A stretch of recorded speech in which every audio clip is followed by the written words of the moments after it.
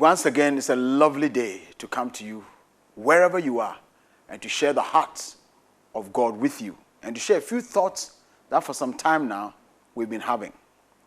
We've been looking at Transreladership. And for some time, we studied the mind, and last time I met you, we looked at the heart. We made the point that the heart, as an organ in the body, through the blood, circulates oxygen and nutrients to the system. That keeps the whole system alive.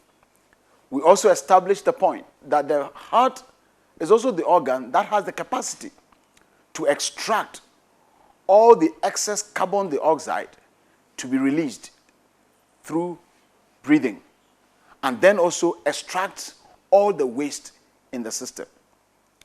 By application, we said that the heart is the seat of your spirit and of your soul. And so the content of our thoughts, of our thinking, of the things we do, will be received by the content of your heart. The content of your heart. What comes out of your heart will determine whether your dreams, your goals, and your aspiration will survive the test of time or will eventually die. It will determine whether the poisons that are thrown at you, you will survive it or overcome it. And today, in continuing what we started on the heart, we are looking at the content of the heart, one of which is love.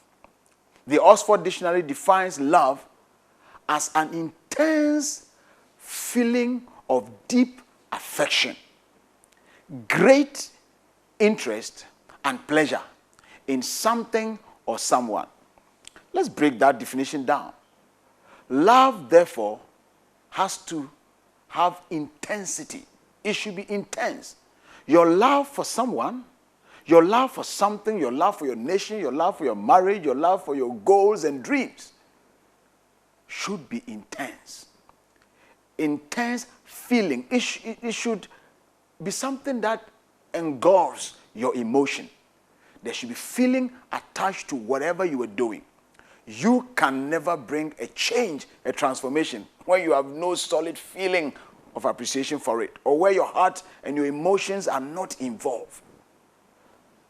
That is why we are saying that the heart, the content of the heart, will determine whether you will survive.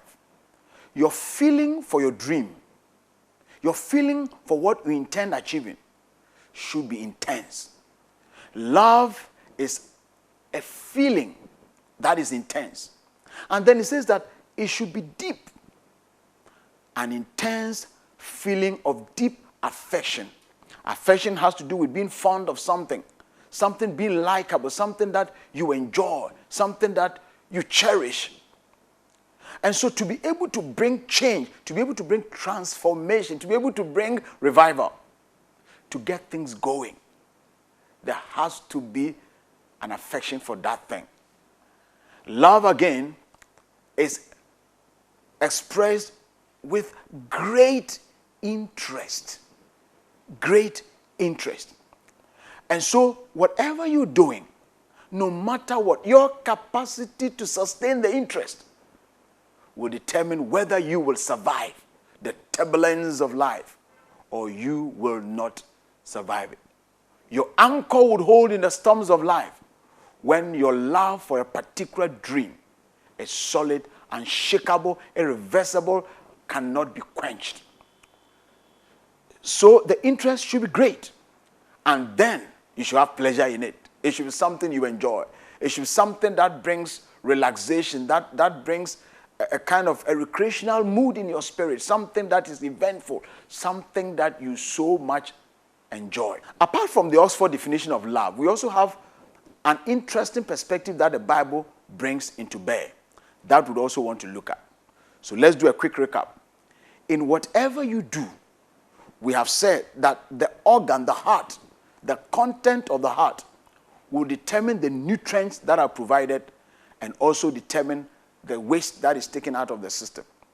And we are saying that the kind of nutrient you provide to every dream, to every goal, to your team, to your marriage, to your children, to your church, the nutrient that you provide here should be one of an intense feeling of deep affection. So for your church members, you need to have an intense feeling of deep affection for them. For your business, you need to have an intense feeling of deep affection.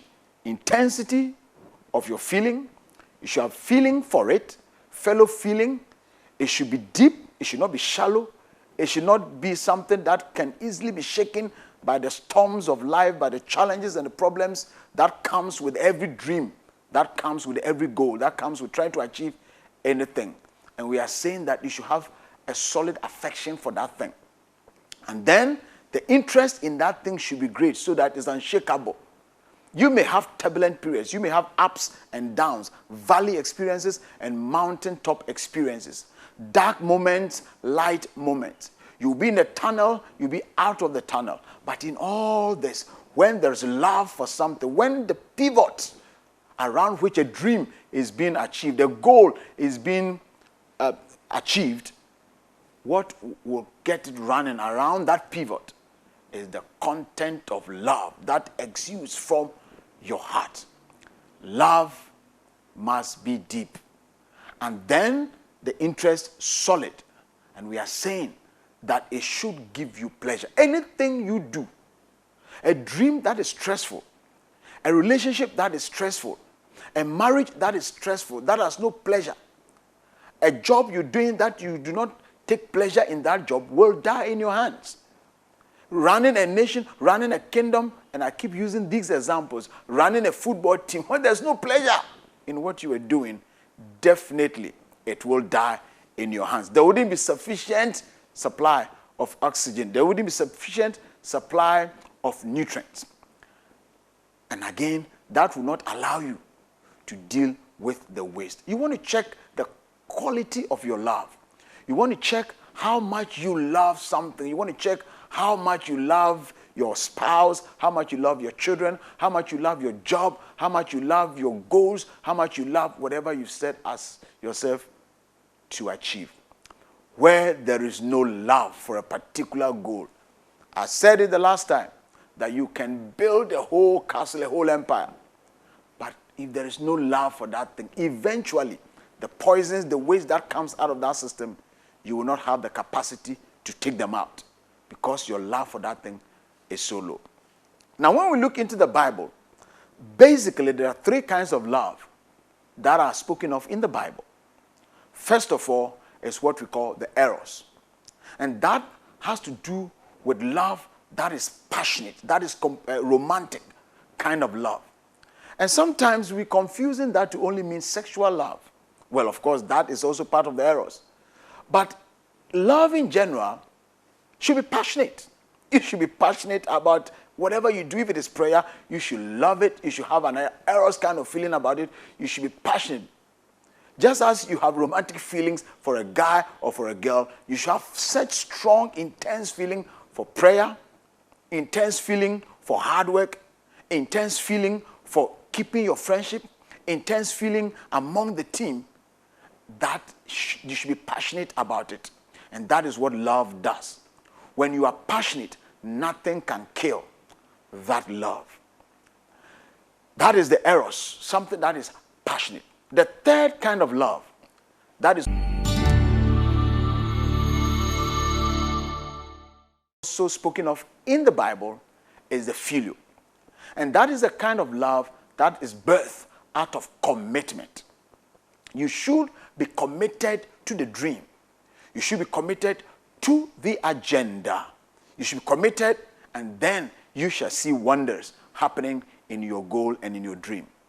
We are saying that love, per Oxford Dictionary definition, should be intense, should be pleasurable, should be something you have interest in, should be something that is affectionate. And we are saying that the three kinds of love in the Bible also goes along that line, collaborates it, and then it is able to come out super. There should be an eros kind of love, which is passionate, which is romantic, which is lovely, which is great. And then the filial kind of love, which has to do with commitment. And that is what normally binds friends together, binds families together. That is an interesting dimension that love does. And when we bring it into transreladership, we are saying that you should be committed to the goal, to the dream. If you are not committed to it, anything can cause you to change the course of the dream. You would give up, you would burn, you would waste away, unless your commitment is unshakable.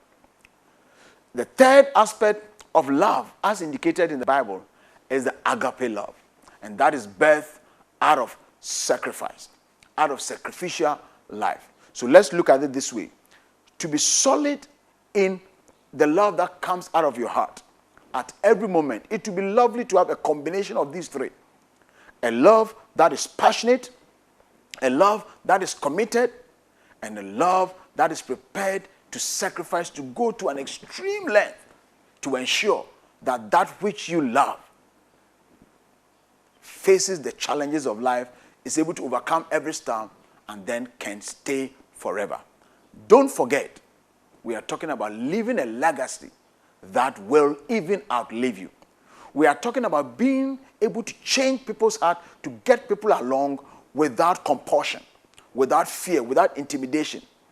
Helping people to achieve a goal without putting a gun or without using discipline and reward only as a system, without letting them fear that if this or that is not done, there is going to be discipline or punishment. We're looking at a kind of leadership, a kind of transformation, a kind of change that is so inspiring, so motivational, so creative, of a willing heart, a willing attitude towards achieving that goal. And we are establishing the point that one aspect of your being, the invisible aspect of your being, is love, which comes out of your heart.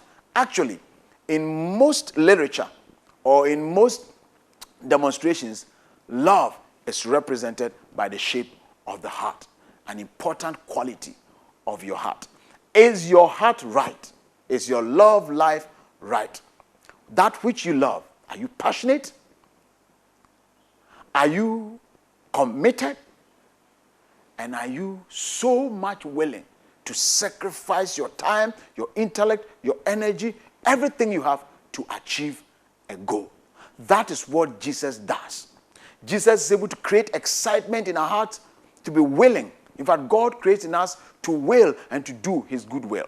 And so we must have capacity to create a willingness in people. And we are saying that when love exudes from you, when love comes out of you, into the hearts of your team members, into your family, into your children, into your nation, when your citizenry, as a president, are fully convinced that you are passionate about the development of the nation, you are committed, you are willing to sacrifice your reputation, everything, to ensure that the nation blossoms, then you shall have people following you who are more than willing to go along with you. That is what the heart does.